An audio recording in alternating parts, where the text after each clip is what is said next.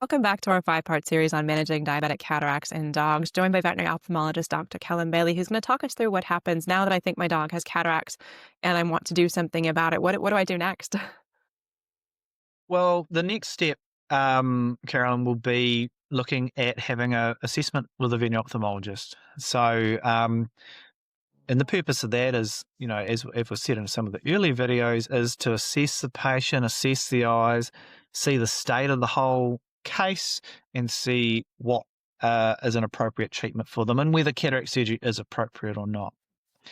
And so from my point of view, for my business, which again is, not saying that this is what happens everywhere, but I can only really tell you what I do.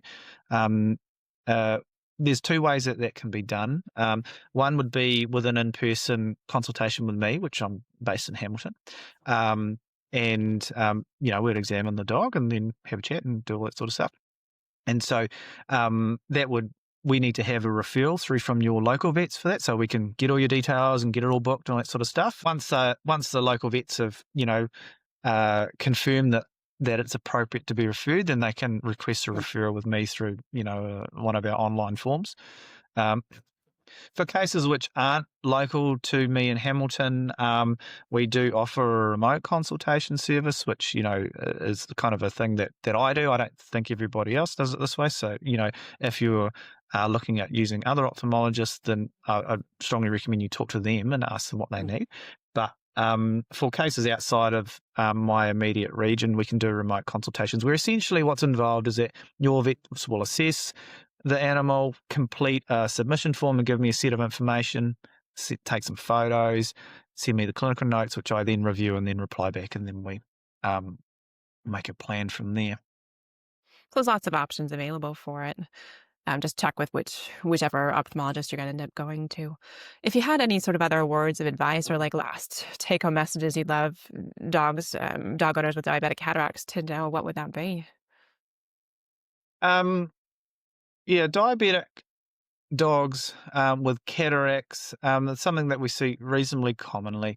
They can be quite sudden onset, and they can lose their vision quite completely and quite quickly. So, it is something which does really hold them back with interacting with their environment and having a good quality of life. These cases, a lot of them, not all of them, but a lot of them are potentially treatable. And so if we are able to have a dog which has got complete vision loss, do surgery on it, restore vision, it has the ability to have really life-changing improvement in quality of life. And so for cases which do develop cataracts and associated with diabetes, then, would recommend having them assessed as soon as reasonably possible, because the sooner they're assessed, the better candidate that they are for surgery. But, not all cases are suitable for surgery, for a number of different reasons. And provided we're able to manage the comfort in these dogs, which we usually can, and provided we can help them adapt to their new life as a blind dog, they're able to live a good quality of life as a blind dog. And so the fact that they have diabetes and cataracts is something which is, ideally managed with surgery, but that's not the only option for them. Um, but if you have a case with diabetes and you're worried about vision loss and cataracts, and definitely recommend having it assessed with your vets, and they may very well recommend you referred on to somebody like me to look at it a bit more closely and see what is and isn't going on, and see what treatment options may be available to you. So it sounds like we know that most dogs with diabetes are going to develop those cataracts. If we are going to do something to restore vision, great, get in early before there's much more damage to the eye and the best chance of success. And if that's not going to be an option for whatever reason, we can usually find ways of keeping dogs comfortable so that they still have a really good quality of life, despite being blind and despite having cataracts.